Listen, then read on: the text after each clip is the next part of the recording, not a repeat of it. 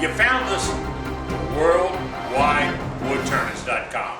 That's right. This is a wood turning club you can belong to 24 hours a day, 7 days a week. Do you need us? We're here. What are we doing? Sharing. What are we not doing? We're not sponsoring. We're not promoting. This is for sharing information about wood turning. That's it. And what's back there? Back there is the world's greatest shop.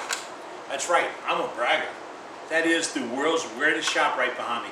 When I go through that door, you will have access to some of the finest wood turning clubs, groups, people, shops in the entire world.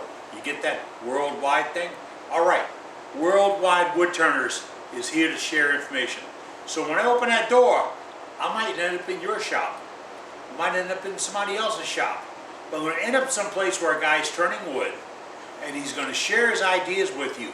What he does it, how he's doing it, the techniques he uses, the tools he has, and all that. Let's go around the shop. Then, there's a then. Then we have little featurettes to go along with it. Just imagine you're watching 60 Minutes on Sunday evening. They do a big main piece, and they do a little piece, and they do a big piece, and a little piece. We're going to do a big piece, a little piece. That's how we're going to set this up. Why? Because we got too much stuff to share with you. So today we'll do a little square. A guy gave me a piece of wood when I was at SWAT. It's really nice, and I want to make something out of it. So I'm going to turn that into a little something. We're going to play with it a little bit, put it between centers, and turn it down. Then we have to talk more about what's coming up. What's coming up is Christmas. It's right around the corner. Yeah, so we're going to make some Christmas tree ornaments.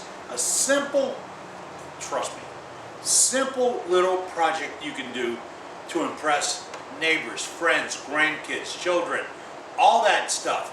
You can do this real simple project. We'll talk about wood turning safety. That's an important part of this. I don't want you out there getting hurt. And let me say it straight away. If at any time you see me or anybody else on Worldwide Wood Turning do something that you're not sure about, stop. Count to 5 and do the what if. What if that comes off? What if that does this? What if this? What if the speed? What if this? If you've got a what if, work it out. Don't go until you got all the answers, because we want you to be safe. We're also going to give you tips and ideas. Guy sent us an email yesterday. Oh, you can email us right here. Did his address right now. worldwidewoodturners@gmail.com. And we got it on that website. We got it on artwork. We got everything except you. We want you to join us. So when I open this door in a minute, you're going to see something really, really interesting. And we're going to keep it that way, because it all depends on this membership. That's you. You're the membership. That's who we're looking for. That's why we're here. You want to see what's going on? Worldwide Wood Turning.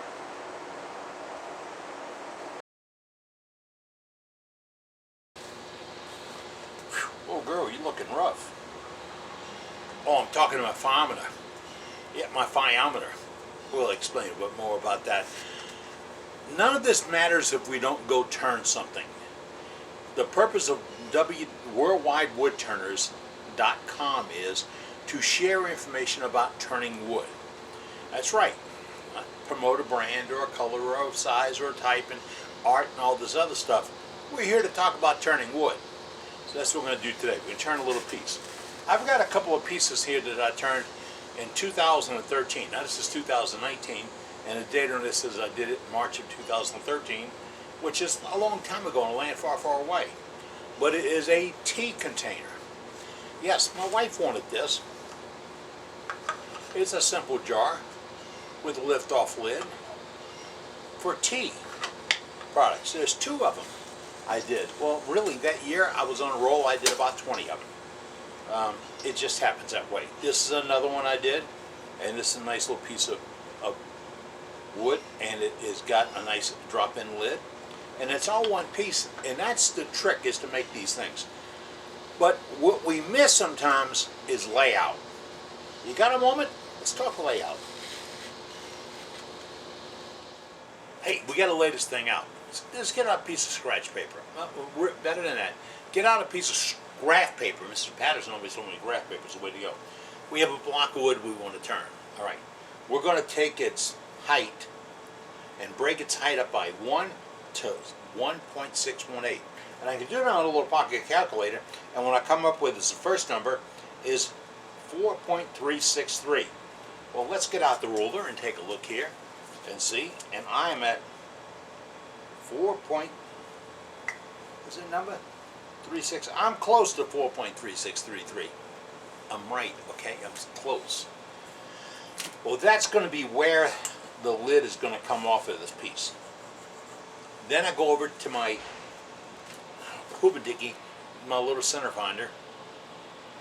You don't need this.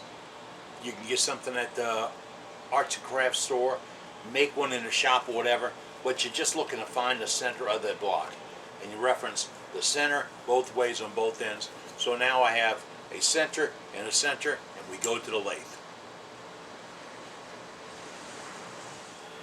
Okay, I'm going to beat the drum one time. You see this? That's not a decoration. That's my safety shield, and I will wear it. And not one of those demonstrators that says, well, I can't teach with that on. If you can't teach with it on, guess what the first word you said? I can't teach. All right, I've got a step center I put in here. This is my stronghold chuck. My step center is made to go into a number 2 Morse taper, but I can slip it in here and grab it with my Morse taper. I didn't take the chuck off the lathe. I didn't have to. I've got the step center, and that's a spring-loaded step center, S-T-E-B. All right, I'm going to line up one of the dots here, right there.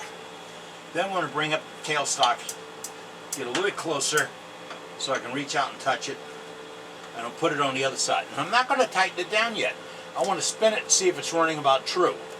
Now, don't forget, I have to tighten this down before I turn it. But now I'm pretty sure I'm running fairly true. Well, no, I'm not. It moved a little bit just now. So I'm going to back it up, take a little pressure off. That's right, because it's a spring-loaded center. I'm going to reposition it again, and then spin it again. I like that a little bit nicer. So, and I'm going to be close. You can do all you want, but this is not brain surgery.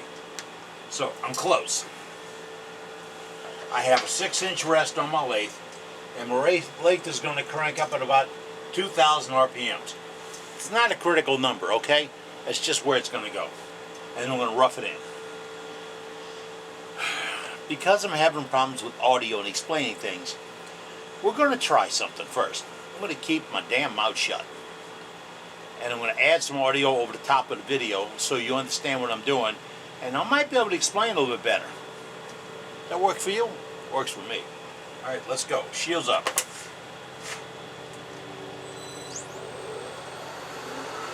Roughing gouge.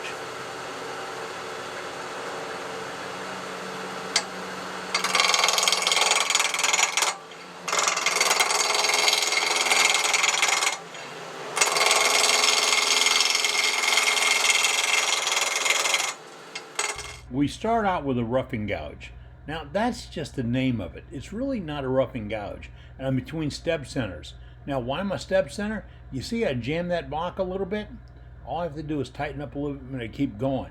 If it was a 4-point center, I couldn't do that. No, not easily. But I'm going to keep rounding it out using my roughing gouge. Now I'm reading the bevel so I'm getting a good even slice. Now I can go left hand and right hand, and you really should try this because you'll get a better cut when you learn how the tool cuts and not how you force it. Forcing the cut just isn't going to get it there for you. Now, I'm just about round on it, and I'm going to check it out. Now, I'd take my tool and put it on top and see if I get any vibration. Now, the worst thing I can do when I have it rough like this is take my fingers and rub on it. And splinters. I lived with a Purple Heart splinter on my skin for about a year once. It's not a happy time, but that's it. I'm going to get it nice and slick and get started on, now I know the basic outside shape. I'm going to go over here now and take a harder look at it and say, okay, I like the wood. Does it have any texturing or conditioning or strides or some grain I can't live with, or I want to flip from one side to the other? That's when I decide which is going to be the top and which is going to be the bottom. I need to put a tenon on each end of this in order to work with it. I got my tenon gauge, and that is set for my one-way stronghold chuck. You see that the small gap is the bite on, the larger gap is to open inside of. If you don't have one of these, we'll cover it in a tip one day to show you. You really should have one for your chuck and for all your chuck jaws. Now I'm going to use this little bead type tool, and shields up. Watch. I'm going to go in. I've got the blade running a little bit above center as it's cutting in there, and it's going in. It's peeling it off. I could have done this with my parting tool. I could have done this with a small gouge. I could have done it with a scraper made to do the dovetail, but I can do it just as well with that little tool. Now I'm going to get it down to about the right size.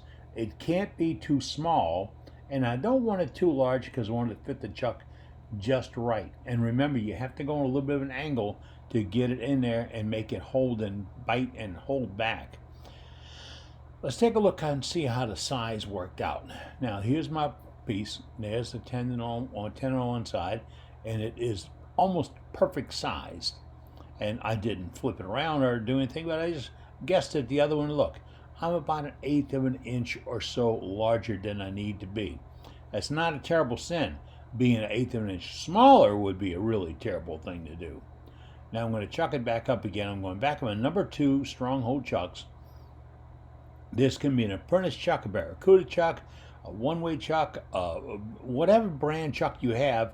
I'm running with number 2 jaws, and I've got my tenon sized for it. Now I'm bringing up the tail stock a little bit because this is going to put me back in the center position where I want to be. This is going to get me right back where I'm starting at again. I'm picking up my parting tool now, and I'm going to slice it. I know the mark of where the top is and the bottom is, so I'm going to go in real gently and remove it. And I say gently, I just put a fresh edge on that parting tool. I'm going to go in. This tool develops a lot of heat in the way it cuts or slices. And if I keep going through it, you might see a puff of smoke pop up here. Let's see, because I think that's why I stopped. Oh yeah, look, there's smoke. Oh, where it was at? I put it together. Now, before I broke it off, or parted it all the way off, I backed up my tailstock so that I didn't jam the blade of my parting tool between those two pieces.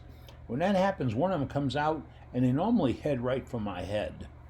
So we're going to put the tool rest back in and get up to about my happy medium. I've got a scribe mark on the shaft, and that's my happy spot. Now I'm going to crank it back up again. I'm going to take 3/8 inch Ellsworth type or English grind deep V bowl gouge. This is from I think D-Way Tools, but I'm making a slice cut going across. Look at the curlicues coming off. That's what I'm looking for. I'm not gouging it out. I'm not tearing it up. I'm doing a nice, clean, soft slice from one end to the other and getting it in shape. I don't have a problem feeling it if it's smooth like this. Then I have to take another hard look at it. I'm going to get my scraper. This is my Sears brand scraper, and I just touched up the edge with my burnishing tool a little bit. I'm going to make a slice along this. Now I'm holding this tool at a slight angle because a scraper that goes straight in has only got one thing it can do: gouge or scrape. And here I'm doing a little, look at the little curlicues on it. I'm making the sweetest little cut going along that edge, and that's removing any of the little fines and all. This is essentially being sanded. But I'm slicing off the curlicues as they show up. And that's what I want to do here. It provides me with a really good starting finish. Now look, no tears, no bumps, no gouges. I don't have anything to sand out. I just need to sand later. I'm going to go back over to my bead type tool again, and I can't call it anything else except the bead type tool. It could be a modified parting tool. It could be a plow cutter. We have the rights to call anything we want, anytime we want, and it doesn't really matter what we're using it for. We can just put a name on it. But I'm going to put the edge on the receiver on this for where the lid is going to lock into. See how that is? That is where the lid is going to lock into. Now I'm going to bore the center out. Now I don't like using Forstner bits on a lathe, and that is because they generate an awful lot of heat and it will swell the piece. So I'm going to relocate the center. That's what I did. And then I'm taking my shop built handheld drill. That's a handle with a 3/8 24 bit and a chuck out of a rebuild for a pistol drill set, and I got the center lined up, and now I'm just pushing in. I'm doing it by hand because I can feel it. I'm not forcing it with the headstock, and I'm just going in a set a depth, and that's it. And I cleaned it out. It's a Brad point bit. It's not the greatest in the world, but it cuts very well for this, and it's about the right depth. Oh, I did set the depth for what I wanted it, and boy, am I glad I did for later on when we had a little more fun. Now, after that, I have taken my modified scraper. This is a 1/2 inch wide scraper, and I kind of knocked the edge off of it a little bit to make it a side slider so I can slide down the side, and that's how I hollowed out the entire piece. Side sliding in. Doesn't generate a lot of heat, doesn't have a lot of torque. There's not a lot of twisting and burning and all this stuff because the tool is being overworked, or the wood's being overworked. And I can go down and slide it down the side. Now I will stop 2 or 3 times doing this and replenish that burnish, that burr that's on the side that's doing the cutting. And when I get done, look at this. The inside looks good. I don't like the little marks on the shoulder. See the little marks right there on the shoulder? I need to get rid of those. So I'm going to probably crank it back up, put the tool rest up, bring up that scraper one more time, because the little tiny scraping passes will remove the wood without a lot of, how you say this, a lot of impact. See, I can go in, oh, my hands are in the way, but I can go in and take a couple light passes with that scraper. Again, it's on a little bit of an angle. Can I get my hands out the way? Move, move, move. And I'm going to clean that edge up a little bit. I like it on an angle rather than be all squared up. Now, take a look. I got rid of those marks, and it's really ready to go. That was the goal. Now, that's the cup. That's the bottom of the piece. Now, when I get back into this, I'll need to hold this piece again, but I'll show you where the jam chuck comes in at. Right now, I'm going to flip it around, and that's the piece we've just hollowed out, nice and clean. Using the scraper to do the bottom, I don't have any tears around in the bottom. It took it out really clean. I'd like to call it a negative rake, but it's really not. It's just a good old-fashioned scraper. I size the top of it because I want to get a reference point, and then I've got my lid, the top of it chucked up because it had a shoulder on it, and I'll come over and put a mark on it. Now this is a reference mark, and I'm going to stay a lot tighter inside because no matter what you try, putting that wood back on doesn't work nearly as well as taking it off. I'm going to clean out the center, and I like my little B-Dan type tool again. I'm into these specialty type tools when you put a good scraper cutting edge on it, and you can do a slow feed, and you'll see the curlicues come out. Now, I'm not tearing any fibers out, and I'm not pushing any fibers over, not generating heat. See that? I got a good shape. Now, I've got one little ridge right there. You can see it, the tip of the pencil. That is what the size I'm looking for. I did a little mark on it. I put my base up to see. Yep, I can be there. I'm going to sneak up on that now with that cutter and slice it very carefully. Get my hands out the way again. Look, little fine slices. And because I just reworked the burr on that scraper, it's going to slide in there so nice. And when I'm doing a scraper across the bottom, I don't have any tears that I had with a gouge or half a dozen other tools. I'm going to get a much better slice. And don't forget, if you ride it on a slight angle, you get an even better one. I'm going to start calling it a bias cut. Okay? You have any problem with that? That's all right. This is the piece all cleaned up. is ready to go. And now my base will go right on it. And that lid became the jam chuck for my base. I'm going to bring my tailstock back up to it again. And this is going to be positive registration. Look how true that thing is running. And we'll put a little pressure on the tailstock. And that way I can clean up the bottom, the sides. I can resize the lid a little bit so they match. Remember, they really have to match. You have to do a detail thing on this. And then I'm going to sneak in and remove some stuff off the bottom. Well, first, let's get our 3/8 gouge and slide it along. This is what I like about this gouge. I can slide it from the smooth run that I had already and read the bevel, twist my hand a little bit, and engage that cutter, and look how it's easily sliding off. Oh, and I'm looking at the shadow way up on the top, and I can see if I'm getting straight, come back and size it up again. Now, if I want to, I can come in right now with my Sears scraper, which I really like, and clean that back up again. But when we go to the bottom, I'm going to sand it off to 120 just to see if there's any marks I can't live with, in case I need to do a little more scraping, a little more cutting, or a piece of burr cave up, or I had something show a little bit. I'm at 120 grit paper, and I've got a pretty good finish on it. I like that. It's a good looking piece right now. Now I got to get that foot off the bottom. This is a little bit tricky. I'm going to go in with my parting tool and reduce the size of this thing, and I put a fresh point on that parting tool for it to cut at. I don't want to generate a lot of heat. I don't want to have a lot of abuse, and I'm going to eventually be just on a grip, a slip grip, and if I put too much into it, it'll spin it off. I'll take my bead and clean it up a little. Look, this is what I got. Now, I'm 100% on a friction fit, no center, and I'm taking these itsy bitsy cuts. My tool is raised so that the gouge is almost, or the flute is almost vertical, 90 degrees to wood, and I can take those little fine cuts. That's what I'm looking for, the little fine cuts. That's going to give me something. Now, that's my bottom piece. Now, oh man, look, snap right off. That's all it took, was bumping a hand to get it off the piece. And the bottom is done. Now we're going to work on a little bit more of the top to get the top finished out. Now, to hold the top, I've got a third piece. This is a glue block that I had laying on the floor in the shop.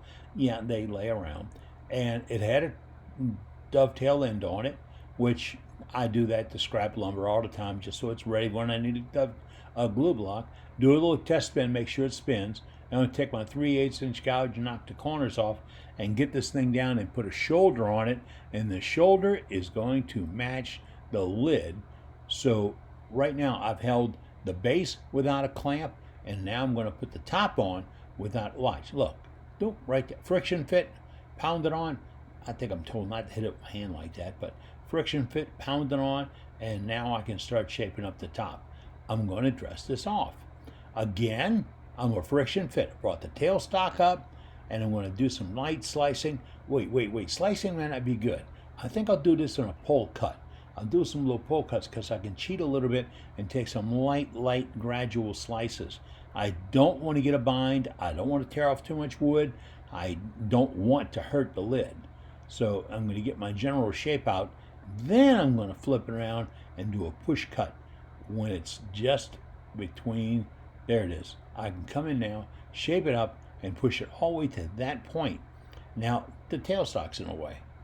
All right, we're going to work around it. Get the tailstock out of the way, get the same gouge, and I'm going to slowly work in the middle.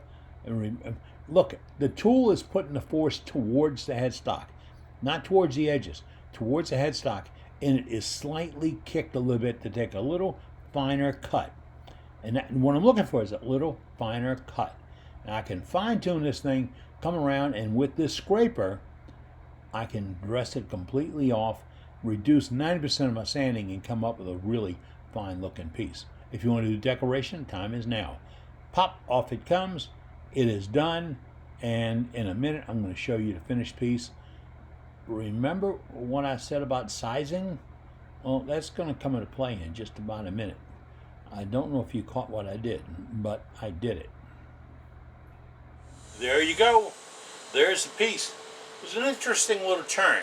Now you probably caught on that it's shorter than it started out. Yeah, through the art and majesty of television, I think I can use that term, it popped off the jam chuck, went across the shop, put a dent in it, broke the crown, the little lip on the top. So there was no saving that. I just recut it, moved it down about a 1/4 inch or so, put it back on, shaped it back up, saved the wood. I have a great piece out of it. Now it's sanded to 120, and I'm going to stop right there because now I want to put some stain on it and some coloring. That'll be coming up. Maybe not today, but it's coming up. Stain and some coloring. And I might play with a couple of different colors to see. You know, it's when that bug hits you and you got to see what it looks like. That's what we're going to do. A whole lot more than this coming your way here on worldwidewoodturners.com.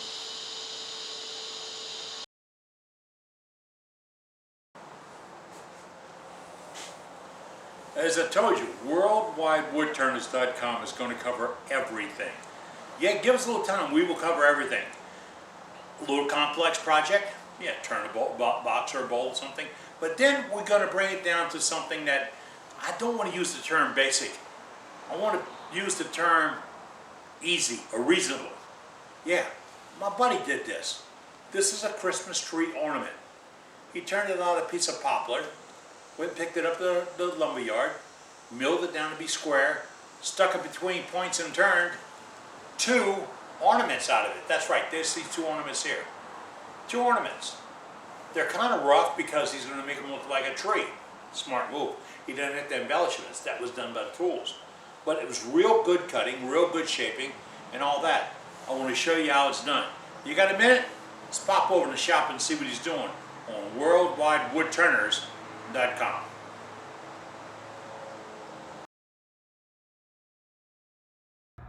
We're going to start off at Ronnie's shop. I got a piece of 2x2, 8 inches long between centers.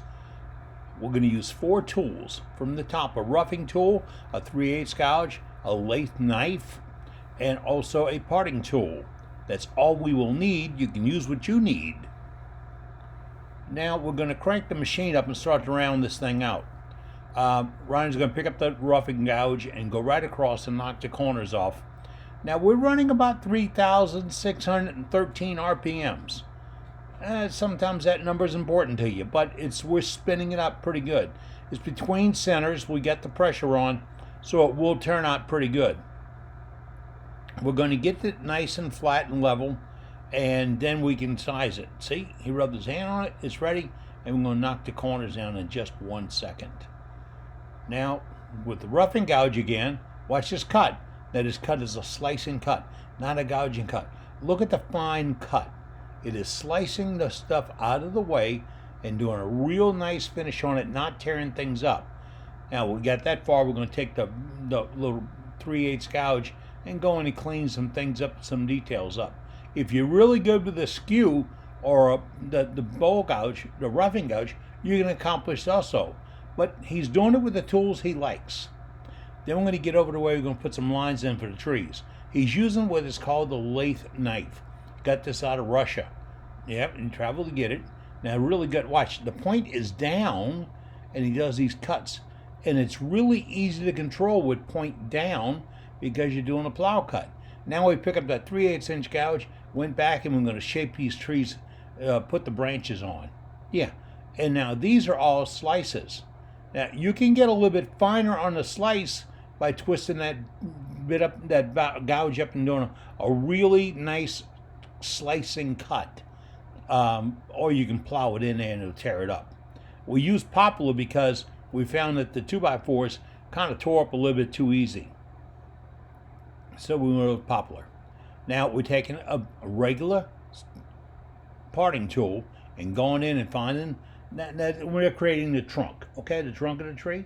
So just now we created the trunk of the tree, and we're going to start shaping up the base of the tree in the next couple of motions. It's not as big as a tree, of course. It's come down in size a little bit, and all this work is done with a parting tool. Now, if you're really good with another tool like a real thin parting tool or something that doesn't generate a lot of heat and a lot of resonance to the work, then go ahead and do it. But you see the overall thing. We've got a tree cut out. That's where we started to go. Now we have one. We're going to jump over. Remember I said the thing was 8 inches long, right? We're going to jump over to the other side and start to rough this in. And again, with the roughing gouge, we take down some meat, get it out the way. And again, we will clean up a little details with the 3/8 gouge. And that's easy. This 3/8 gouge has got a funny little beak on it. It's like an Ellsworth grind, but a little bit sharper, a little more eagle point on it. And we pick up the lathe knife and put the marks on it. Now this is going to establish our branches. Again, point is down because you can go below it and slight. That's the beauty of this. A slight lift and you do it. You're not fighting the wood. You're cutting the wood. You're slicing the wood. All right, we got all that done. Now we're going to go back and put the branches in using the 3/8 inch gouge. If you're comfortable with a 1/4 inch gouge, do it. I don't think you can do this with a bigger gouge. The tree's going to get a little large. Now we have it. We have 2 ornaments out of that one piece of 8-inch lumber. That's right. But what do we do with 2 ornaments? Well, we go over to the bandsaw. That's it. And that's our piece we just turned a few minutes ago. And we're going to knock the points off there and take that cap off. Now watch this. Now this is using the bandsaw. We're almost cheating, almost. And we're going to slice it off here. That gave us one piece. But we're going to go back to the other nub off.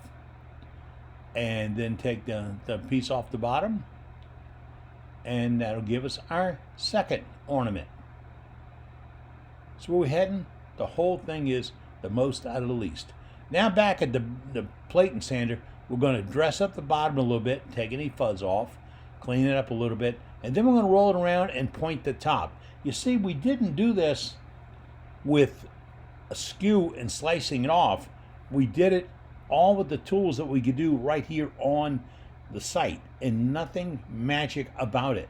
He's going to put the little point on it, and remember, we do not sand this out for a sanded finish. This is rough. We want to see the rough. We want to see the branches. Want to see the output. And now there it is. What we turned in just a few moments are 2 Christmas tree ornaments, and they're ready for staining, dyeing, and even decoration.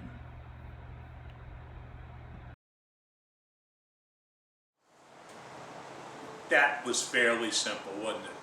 Between points, use 4 tools, use a gouge to rough it out, put a little shape on it, then he picked up his lathe knife, but you can use your parting tool, your thin parting tool, and do the same things. Then he used a little 3/8 inch gouge and he put the rolls in it, and then he took a parting tool and took the back end off. And then he didn't sand it. No. Got it right here and it's not sanded. You know why? It looks more like a tree not sanded than if I sand it out and polish it out.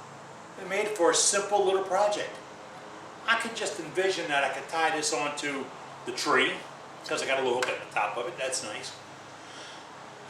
But then I could put it on one of them wire things that you get from the grocery bags, or the bread bags, and tie it onto a bottle of wine, or a kid, or a present, or. This is unbelievable! And you can do this right now before Christmas. Yeah, you put it off till Christmas, you will mess up. So get a block of wood and do it now. If you can't get poplar, go to Home Depot and get some 2x4. Yeah, it's exotic, but it works. Or some other type of soft wood. You want a soft wood, it gives up a little bit. Remember, the finish is dipped in a little bit of a dye and then colored a little bit. And that's easy to do. And in worldwidewoodturners.com, we're going to show you some tricks and tips to how to do that. But that's it. Christmas is coming. So is worldwidewoodturners.com.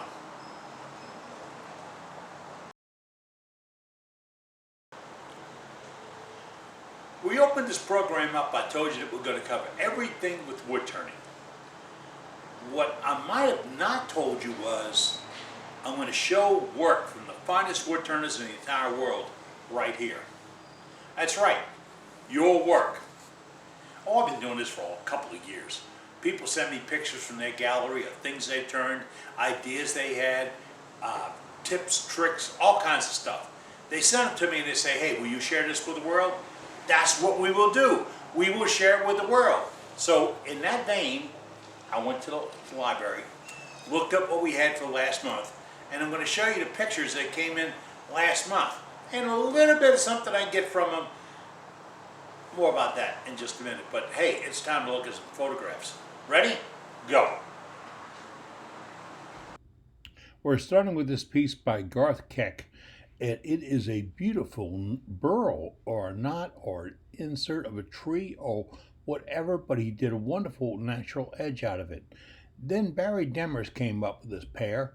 Now these are done in his shop. Nice finish on them, nice shape. They can almost be utility type pieces, but they're really beautiful, aren't they? Great exhibition of wood. Then David Duran, he went and did a pen or two, or three, or four, or seven, or 11, or something. Hey, David, that's really killer. I mean, really nice, and I love the acrylics. Came out really nice. But then you got Don Tribe, and he was going to do a pen, and he had a special plan, and a special wood, and a special way he wanted to come out. And for Don, this is one special pen. Thank you, Don Tribe. Appreciate the input on this one. And then we go look at Harry Keel. Now, Harry did this. Nice photographs, too, of Harry, of all the views of this piece. It's a nice piece. Great figuring, good finishing, good shape. Simple lines and colors. Then Jim Selby had this piece. Jim, I'm really need to see a better photograph of this one, but it is really, really nice. Good work, really good work. And then when we look at Monty Montgomery, he put a pen out. When Monty does a pen, he really does a pen. This is something that reminds me when I was a kid, when you touch an ink pen, you got ink on your fingers from the refill or whatever. This is nice. Good work, Monty. Tony Bruno had, that's a trick, Tony. You turned candy corn. I don't know how well you did that, but it looks okay to me. But the natural edge piece is absolutely awesome. Then Daniel writes in here, Daniel said the flies kept getting inside his beer, so he had to resort to something to keep the flies out of his beer. Now that is ingenuity. That is 3.2 drinking. Oh yes, it is. Then Mike Purcell had this nice little platter with it inserted different finish on it. Well, take a look. It's just really nice. Great work, Mike Purcell. And Doug Miller said, I did this piece, and it kind of looks like black walnut to me, Doug. It's got a great finish on it. I like the natural sheen and the shape. Simple and beautiful. And then David Duran was back with a few more ink pens. These are a few. You can see this all came out of the same pack of blanks. Great work, David. Okay, you've seen some of the photographs. That's not all of them. If I have more, I'll add them to the program. They'll come in here. But if you send me a photograph, I'll probably use it. I said probably because it's got in the right format. And you have to, I'm real particular about this, okay? You have to send it to only one address. This one. worldwidewoodturners@gmail.com. Nowhere else. No other connection. Send it right there. Why? This is an organization built up of people like you. Just like you. Look around behind you. You probably got some of my support staff with you. I've got a great advisory team. They're here to help me put this thing together. It's not my idea. It's not my show. It's not anything to do with just me. It's you. So if you send me a photograph, we'll use it in the gallery. Somehow we'll get it on there. Or the follow-up. Or. This is open-ended. Do you understand that? This is open-ended. There's no end in sight, and we're not planning one. So get a photograph, send it to me, and otherwise, just stay tuned. worldwidewoodturners.com.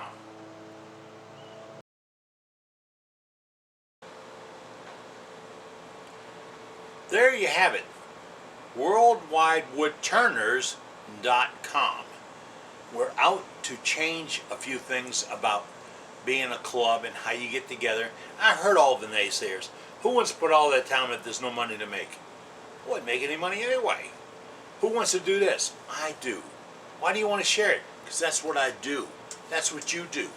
You share your ideas, your thoughts, your feelings, your tips, your tricks, all that stuff. You share all that, and that's what we're looking to do. Thank you for tuning in today. We got a whole lot more coming your way. You got to add something. Remember, you can email me right now at this email address and tell me what you like, don't want to see, don't want to see. Pretty much anything, but trust me, no matter how many times you ask, I ain't putting on a bikini. I'm Captain Eddie. Whew. You don't want to see that anyway. Okay, let's get started on this one. I made a ring for my wife, and she somehow broke the edge of it off. See if I can get in and let you take a look at this. Because, come on computer, go with me. You see it's got some cracks and chips on it? Well, underneath that, I'm not finding the epoxy that I put it on with. And this ring is from Craft Supplies. The epoxy or the acrylic was from Craft Supplies. I don't want to throw it away. It's a $5 investment or more. I don't know. But I think I'll clean it up. Now, I'm going to do this with you watching the video and me talking over it. I can't do it the other way because my damn phone keeps ringing with people wanting to sell me life insurance on my car and all this stuff constantly. So that's what we're going to do. You ready? You ready? I'm starting off with a piece of 1 inch or 1 1/8 piece of dowel rod. I got it Hobby Lobby. Pardon me. I put it in my spigot jaws. I don't like the serrated ones with the grooves on it. So I'm using my smooth spigot jaws, and I put it on there. My lathe is running back up here around 700, 800 RPMs, and that's what I'm going to use for a mandrel. Watch this. We're going to start with a piece of hardwood dowel I bought at Hobby Lobby, and I'm going to size it. It's just a little bit larger than a ring. I'm holding it in my stronghold chuck. I'm using the profile type jaws on it, the number ones without the serrations, so I can get in and do a nice smooth cut. I'm using a beat-end type tool or a little plow scraper and going in, and it's not hard to work with. It gives me a good clean slicing cut. I want to keep the tip of that tool a little bit above center so it's slicing rather than plowing or gouging. I stopped the lathe to take another peek at it and see. All right, I'm getting close. I guess I could do this with my micrometer, but then, you know, trial and fit works the best for me to get it down to the right size. And once I get it there, oh yeah, it's a little bit of, well, let's see how close I can get. Nope, I got a little too close. Oh boy. So guess what we get to do? We had a little more dowel than we needed, so we get to take the face of it off and rework it. Now I've got it reworked to the right size. I'm going to take that extra off that I lost a few moments ago and just use my parting tool. Notice above center, doing more of a slicing cut than a plowing cut. Get it off. Then I roll it over on its side and I do a little, I guess you'd call it a countersink, just like you'd have with a drill bit. I'm putting a little bit of countersink there. That's going to help when I hold it with my, when I make it as a jam chuck for the ring. There's a simple little thing you can build. All right, let me show you what else you got to do. I took my little shop saw and I put 2 slices in it. One across, one like that. It's an X or a plus, whichever way you look at it. I've got that cut, and then I can put the ring on it and then take a little block of wood and drive the ring on. Now, once the ring's driven on there, it is just about on there forever. Almost forever. But then I'm going to bring up my tailstock and push it on it. When I push into that cut, it's going to swell it up, which means I'm really adding a lot of pressure on the outsides. Why? Because I don't want to spin it off. So there, get a little bit of pressure from it, open it up a little bit, and it's a natural, easy, adjustable jam chuck. Now I have that. I'm going to go back in with another one of my parting tools or beating tools, beat-end tools, and that's what I'm going to remove the plastic with. It's easy, doesn't take a lot of cutting, and there's not a lot of brisance from it. I can get a pretty good finish with this, and then I'll clean up the stainless steel part, removing all the epoxy and everything else. Now to get it off, now that's sometimes a trick because it holds so well. Well, I can, because there's no acrylic on the outside, I can just take my parting tool and push a little bit, give me a little bit of shove. I guess I could have done that with a screwdriver too. And move it off a little bit, and now I've got my piece all cleaned up and ready to refit, which we will do again real soon on the show.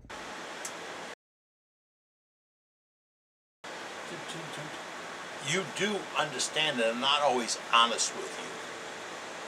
It's never that good to be honest. It's like a clean shop. I talked to a couple guys this week that said they clean their shop. They don't know where anything's at. I've been there, done that, got the t-shirt for it.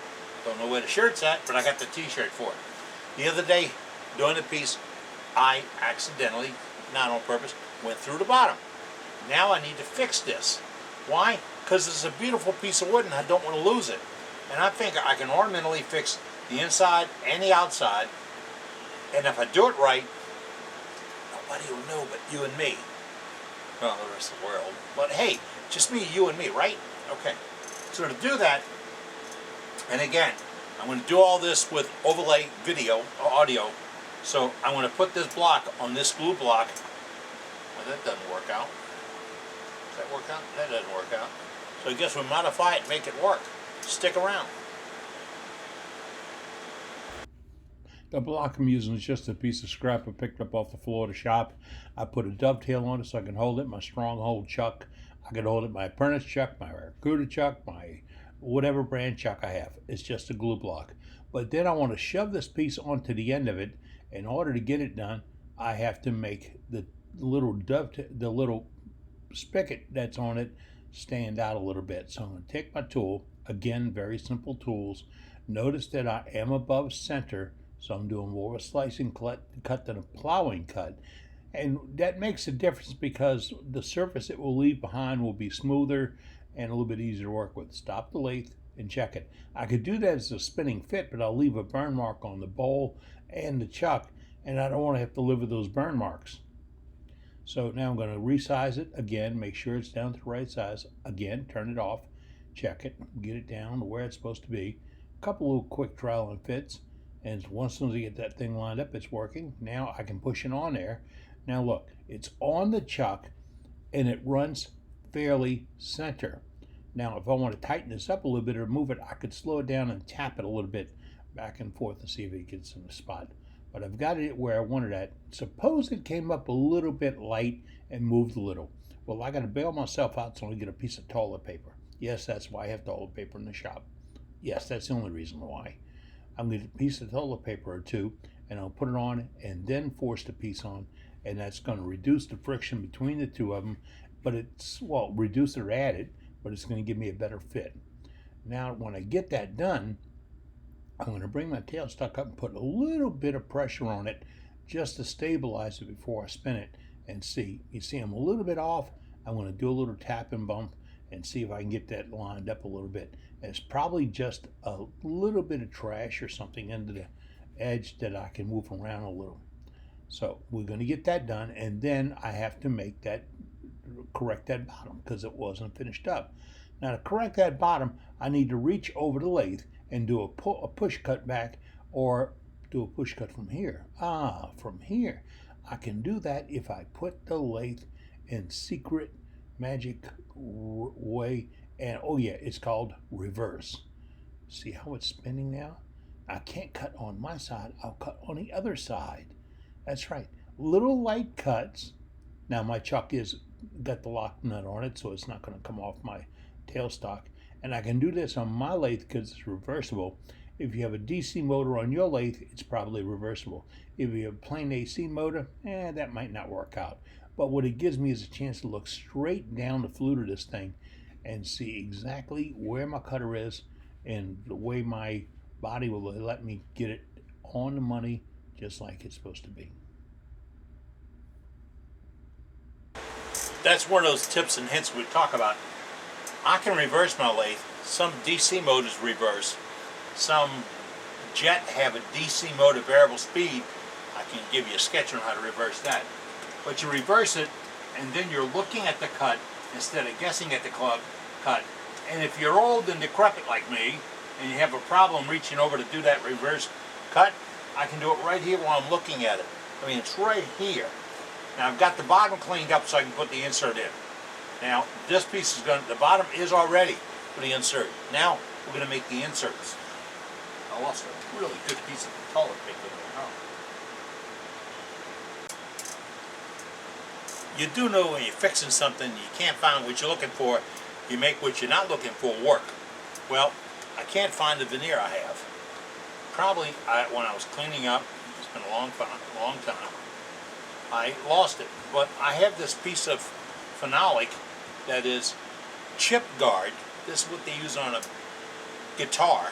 Yeah, that's a guitar playing. And I get it from one of my suppliers. If I get the name, I'll put it up there. But I'm going to use this chip guard, and what I'm doing is just circling out 2 spots that I can take to the bandsaw and cut this out. And then I've got my work started. Right.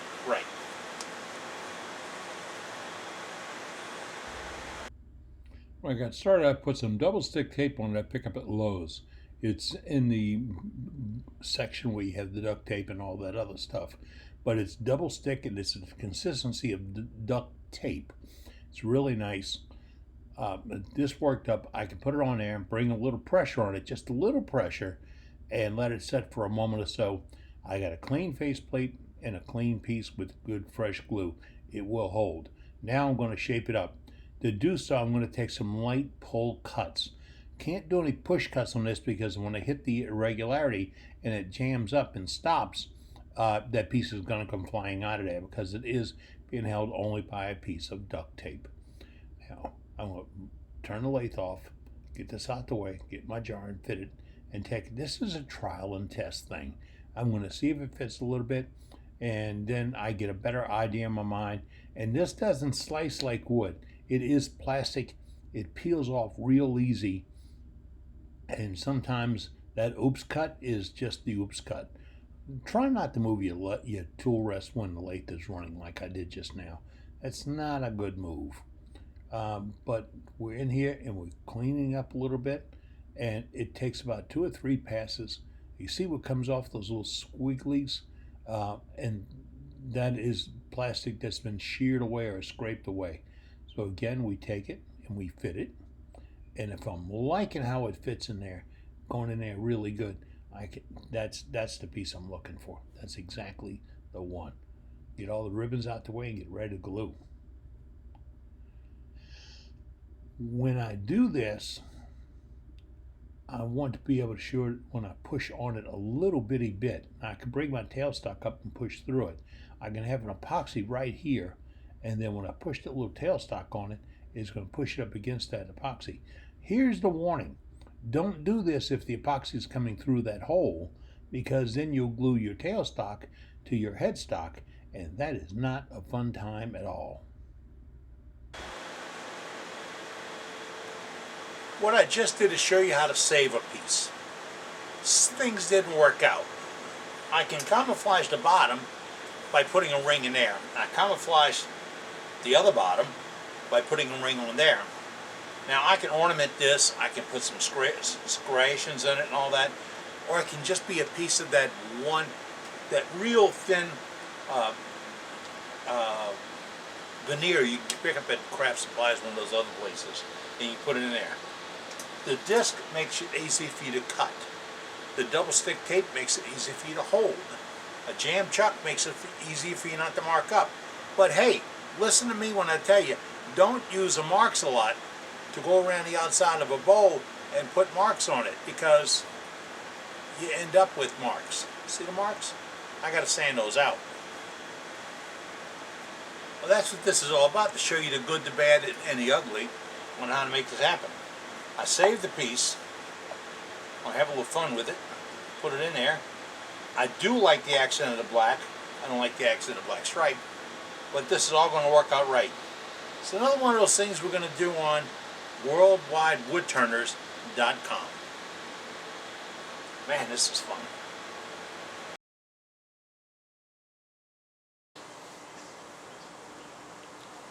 You caught me looking at the stopwatch. Yep. Because I said we'd be 59 minutes long. We're just about 4 minutes away from that. So I got to wrap this thing up. This is worldwidewoodturners.com. This is a wood turning club for you. By you, because of you. That's it. 20 years ago I had this dream of having a wood turning club that could share things with everybody, everywhere, all the time. Then I had some folks tell me, well, you got to charge dues, and you have to have this, and you have to come to the meeting, and you have to do that, and you have to do this. I checked the book. We don't have to do anything except share information about wood turners, and that's what we're going to do. From tools to techniques to tips to hints, how to put a finish on. What I'm getting mail from you already. What? Yeah, we got a mail website, and we got an email address. Here's our email address right here. worldwidewoodturners@gmail.com. Send it to that one. That's the only place we'll take input to the group, because I'm not the only one. You see, what you can't see behind me is my support team. My support team or advisory team is made up of wood turners just like you. In fact, you can be part of that team. All you have to do is advise me. You know, that's crazy. I'm asking you to tell me how to fix the TV show you want. I'm not doing it because the sponsor says we got to show cheese and mac and all this other stuff. No, I'm doing it because wood turners want to see what wood turners want to see. So we're tooling this program right to you. So if you want me to do more on something, tell me. We do less on something, let me know about that. If you got a question on how to put a finish on. We get mail right now with ideas of people saying, man, when you talk about CA finish, there's like 19 different ideas. I got 4 out of my advisory staff today. 4 different ideas on it. But guess what? I'm going to give you all 4 of them and why they give them to you. And how I'm going to do that? Halfway through the month, I'll be doing a recap of this program. A recap, answering questions that come in. But hey, you don't make that and you send me one later? As long as I'm above the flowers, I'll give you the answers. We'll get the answers from some of the best in the business. We're not nailed down to suppliers, distributors, tools, trailers, whatever. We're not nailed down to them. We might be dating, but we're not that serious. This is worldwidewoodturners.com. It's a club made for you, because of you, by you. It involves you. So if you would like to be part of this program, all you have to do, jump on board. Send me an email. Tell me what you like, tell me what you don't like. We take every single message to heart. Why? You're just like me. Well, you don't look this bad in the mirror. Just like me, because you have an opinion on wood turning that you're not afraid to share. That's right, we're going to share wood turning. So with that, I need to tell you that next time we get together, we'll have a major demo, a minor demo, we'll have a safety moment. I'm talking to a couple of professional demonstrators that will give us little blurb cuts that we insert. You see, I'm not the only one that wants to do this. I think you do too. I'm not to make a buck, really. There's no money changing hands on anything at all. This is a labor of love. Whew. It is, but it's been fun. Why? Because I believe in you. You called me, we talked, and I realized things weren't going the way we wanted them to go. And I wasn't going to do a forum thing, because then you got the idiots answering on the forum. I got enough idiots in my life already. So that's what worldwidewoodturners.com is all about. It's a way for you to be involved in your wood turning world. Again, worldwidewoodturners.com. And check out, look, I got email, I got this, I got Facebook, all done by volunteers. Oh, you guys want to come jump on board and get into this program? This isn't a bad idea. In fact, a lot of you saying, how come I didn't think